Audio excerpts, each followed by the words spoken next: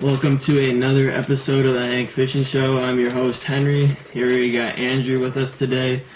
Here to talk about the second part of the series of the tackle series, where we talk to you about what kind of tackle we use and why we use it and how we use it. Today we're going to be talking about jigs.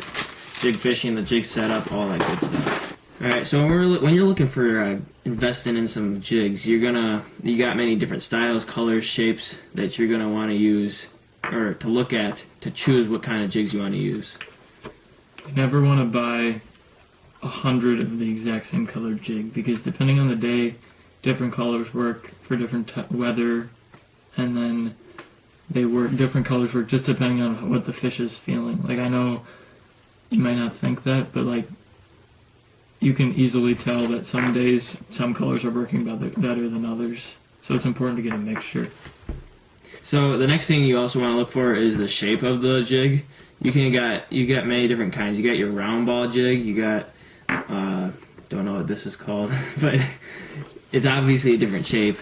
And then you can also get little things like underspins, tiny little flickers, little spinner attachment things that basically just an attractor for this. And so once you got like your shapes, you also want to go to your size.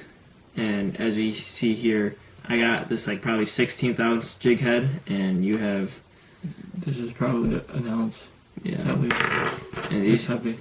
Basically, they're used for different things, like different species of fish. I mean, I've caught a northern pike on this, but that's probably more targeting bigger fish. Especially since it looks like a perch. Right. More type of northern fish that they eat.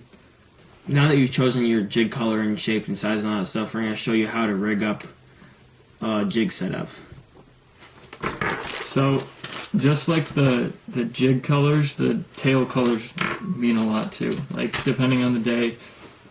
Like, a lot of times when I use a darker colored jig, like this, I'll go with a lighter, like a more sparkly type of... Where did they go? Right here. Like, these have a sparkly color to them. So, like, I go a dark jig and then like a color that stands out for the tail. And then you just slide it.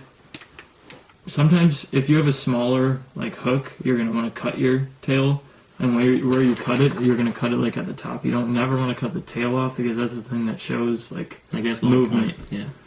And you slide it just all the way down. And then you don't want to stab it into the tail. The tail's the thing that you want to move freely.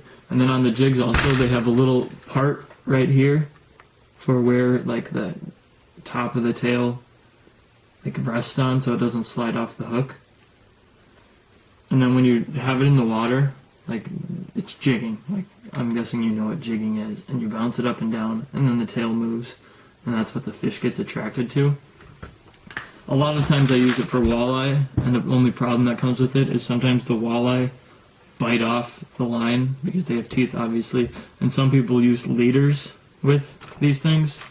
A lot of times I don't like using leaders, because when you have a leader, it's not as flexible and it doesn't move as well. So your tail might not move the right way, or like how you want it to. But it all depends on preference, because some of the best fishers use leaders when they jig. Yeah. So basically that's your setup for using a jig. That's like ground ball jig with a little grub on the end.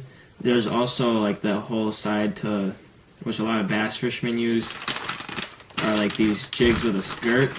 Now, so like if you're wondering like why we're using these, like, hey, you're gonna get these caught in the weeds and stuff, well, these are for like walleye. You can use them for bass, but like these are also used for bass as well. I haven't really walleye for northern fish with these, but these are more to imitate like a craw, because you put your craw on, your craw looking bait, and when it goes down, it's got this big profile because it's in the water, and it's going to be like floating around all the skirt, and you're going to be hopping it, and so then the craw things are going to be like that, and then it's going to... So, yeah. Basically, that's just the whole jig game, and if you want to have any questions about it, just leave a little comment in the comment section below. I'll be glad to give you some answers. I hope you enjoyed the second part of the tackle series. Just make sure you make sure you just keep watching. You know, that's good. And yeah, it's pretty bad out there. Stay on the ice, or stay off the ice if you can. Good night. Or good morning. Whenever you're watching it. Whenever you're watching it. Just, yeah, good whatever.